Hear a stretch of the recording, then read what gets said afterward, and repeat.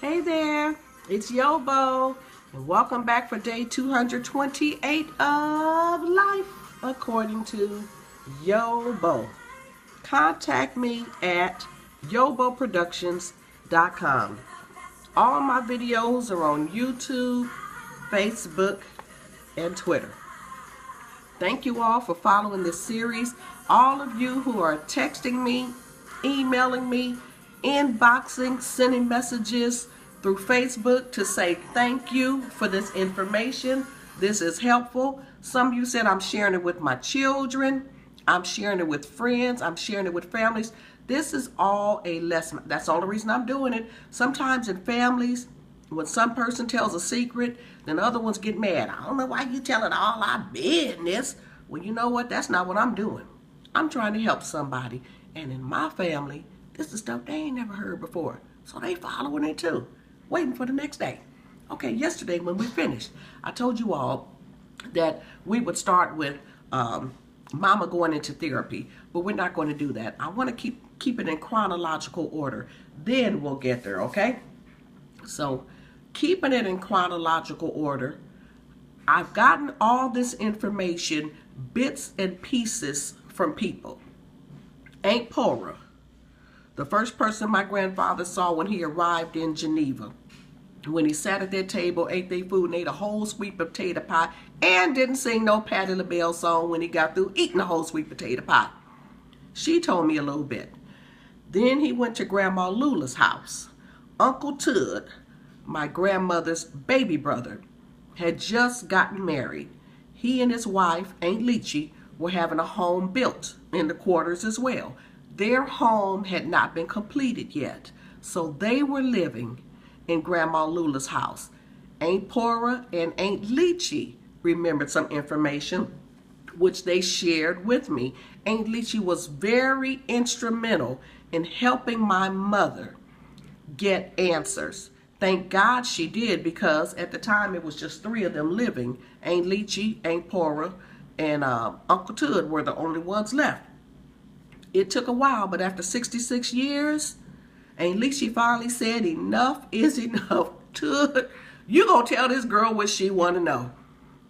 He gave my mother, ooh, y'all wait till I get to that day. Okay, but then you have to wonder, when Grandma Lula took these children home, what did they do the next day? Okay, so do y'all just go home, you put the children to bed that night, Grandma Lula? You know, they wash their little feet, give them a kiss on the forehead, they go to bed. The next day you wake the children up. You got a big old pan of homemade biscuits and some Brer Rabbit syrup and some sausage links and some scrambled eggs and some milk, and y'all just sit around the fireplace. Do y'all just act like nothing just happened? What did you do? Well, as I told you, you get it in bits and pieces. We got a little bit yesterday from Cousin Reggie Lee when he said, well, you know what? I do remember they came to Sabine and started going to school. Something happened to their mother, but I don't know what. The old folks never said what happened to her. Other relatives that I've called, that I've shared in the messages, who would say, you know, I never heard anything about her. Here we are, bits and pieces, trying to fill in the blanks. And as I'm sitting here, it's ironic that I'm in Virginia with my 6-year-old niece, my great niece. I'm looking at her as I'm doing this series, and I'm comparing her to my mother, who was 6 years old when her mother passed away. My niece is away on a 10-day vacation. Got me here babysitting. Look at her. She asked me the first part of the year would I watch her daughter. So it seemed like it was so far away when I agreed to it. The next thing I knew, December was here, and it's time for me to leave and come watch her child for 10 days. I'm doing homework, getting up in the morning, getting her ready for school, picking her up from school, cooking dinner. My baby 34, okay? But you know what? Everything happens for a reason. I'm here, I'm looking at her, and I'm thinking about my mother. I'm looking at this sweet, innocent child. And for a second, I let myself have this thought. What if something were to happen and her parents did not return? What if her mother did not return? If that would not be traumatic enough, what if on top of that, that little child was told, we're not going to talk about your mama? I cannot imagine doing something like that to her.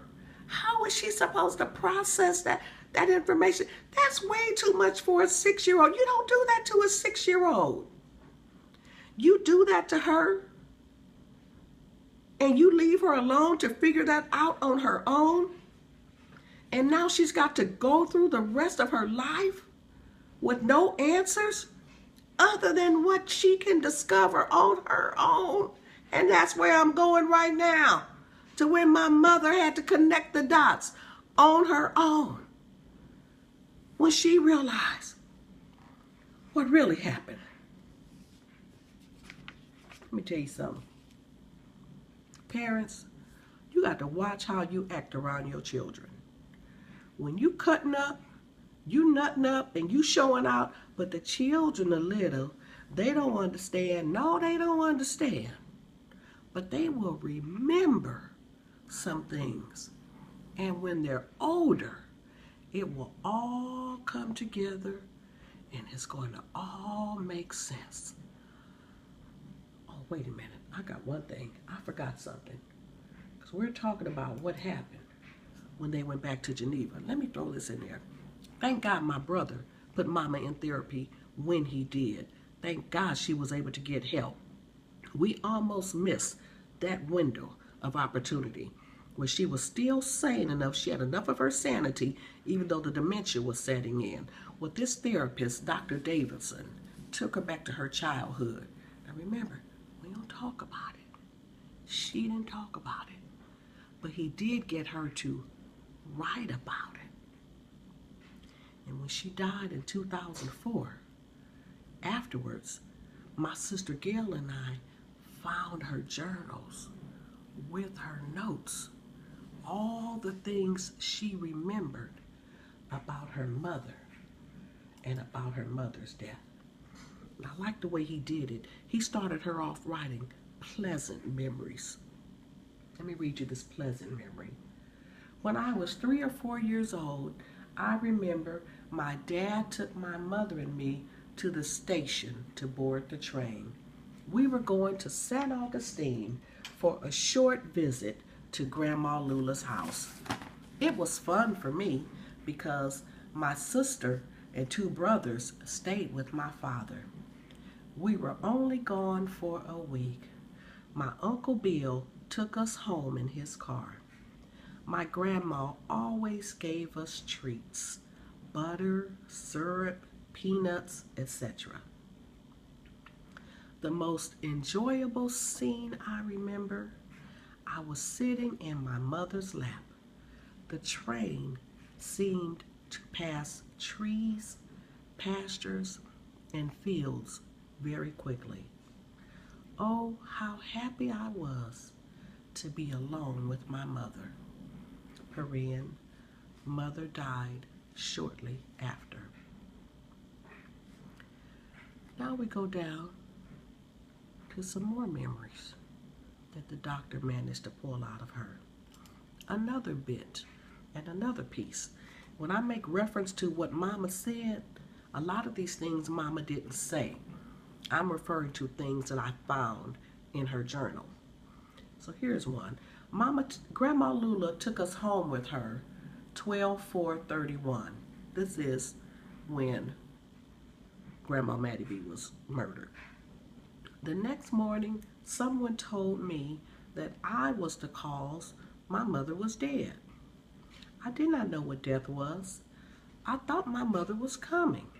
I talked to Vernell Dennis Dunley, who is still alive, 91 years old, in Jasper, Texas. Scroll down on my messages to September 20th, 21st, and you will see videos of her singing at her 91st birthday and singing in church the next day. That's the woman I'm referring to.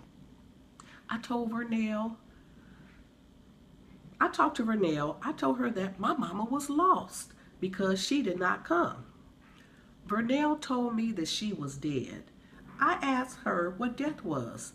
She said that my mama was in the ground. I asked, why? Okay, of course, that's a good question, Mama, because Mama wasn't there for the funeral.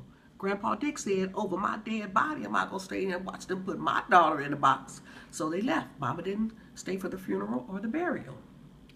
She told me maybe she was in heaven. I asked, what is heaven? She pointed up to the sky.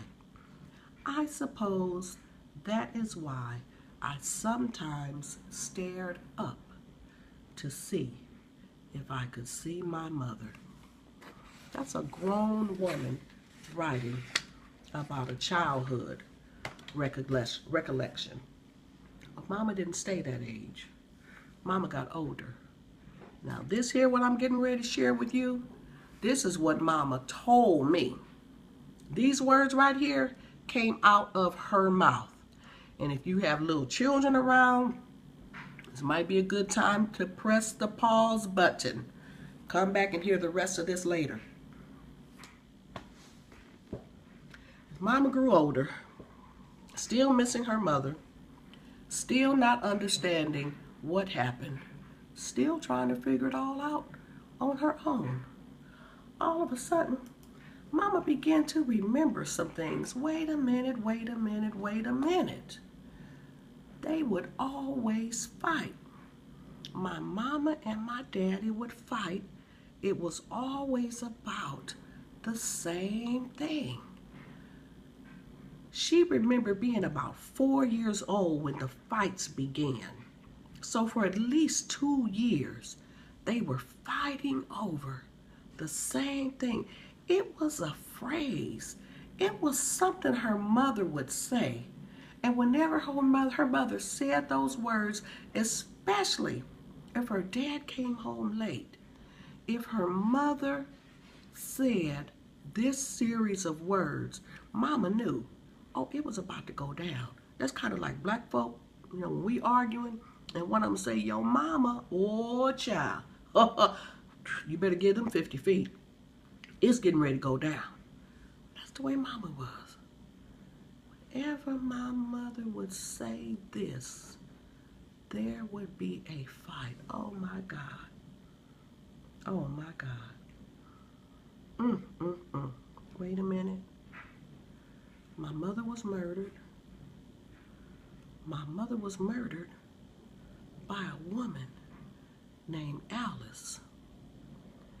And every time Mama and Daddy had a fight, it was because he would come home late and my mama would say, you been out fucking Alice.